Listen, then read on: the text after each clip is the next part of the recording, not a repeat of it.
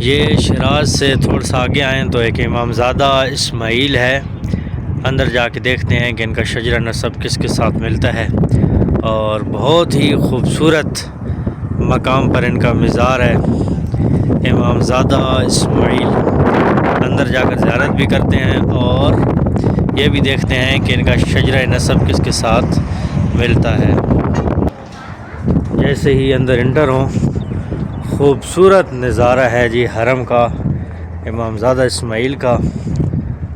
ابھی یہ فاؤنٹین بنا ہوا ہے اور ہم اندر جاتے ہیں اور دیکھتے ہیں کہ ان کا شجرہ نسب کس کے ساتھ ملتا ہے، صرف نام لکھا ہوا ہے۔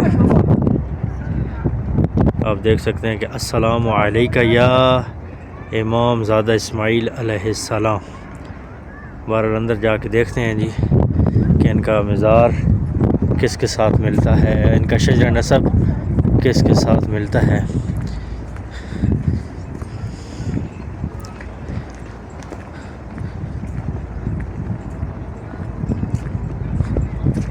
دیکھیں کتنے خوبصورت مقام پہ یہ روضہ بنا ہوا ہے، بالکل پہاڑوں کے درمیان۔ پتہ نہیں کیمرے میں وہ رزلٹ آ رہا ہے یا نہیں، لیکن ایسے بہت ہی پیارا نظارہ ہے جی۔ یہ جی حرم کے اندر آ چکے ہیں اور سامنے آپ دیکھ رہے ہیں کہ ورودی حرم لکھا ہوا ہے۔ السلام علیکم یا صاحب الزمان۔ امام زادہ اسماعیل کا روضہ مبارک جو شیراز سے تھوڑا سا آگے نکلیں آپ تو یہاں پہ پہاڑوں کے درمیان واقع ہے۔ آگے جا کر ان کا شجرہ نسب بھی دیکھتے ہیں کہ کس امام کی اولاد ہیں، اندر ضرور لکھا ہوا ہوگا۔ یہ کہاں سے راستہ ہے؟ اچھا، ورود برادران، یعنی جو لڑکے حضرات ہیں، مرد حضرات، وہ یہاں سے جائیں۔ یہ جی اندر انٹر ہو گئے ہیں ماشاءاللہ۔ امام زادہ محمد، یہ شجرہ نسب لکھا ہوا ہے حیدر بھائی۔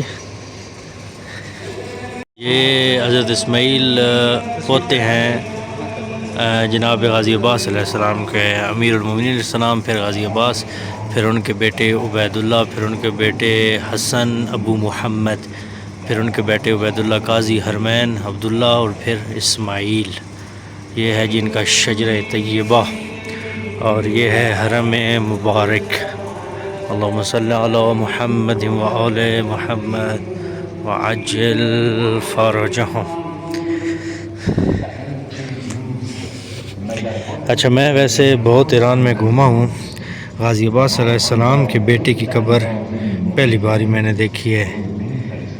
یہ جی قبر مبارک ہے حضرت اسماعیل علیہ السلام کی، جو غازی عباس علیہ السلام کے نواسے یا پوتے ہیں۔ یا اللہ باب الحوائج کے صدقے تمام مومنین جو پریشان ہیں ان کی پریشانیاں دور فرما، اور تمام مومنین سے درخواست ہے کہ اس چینل کو لائک کریں، سبسکرائب کریں، تاکہ یہ ویڈیو، ایسی زیارتوں کی ویڈیو اور مومنین تک بھی پہنچے۔ شکریہ۔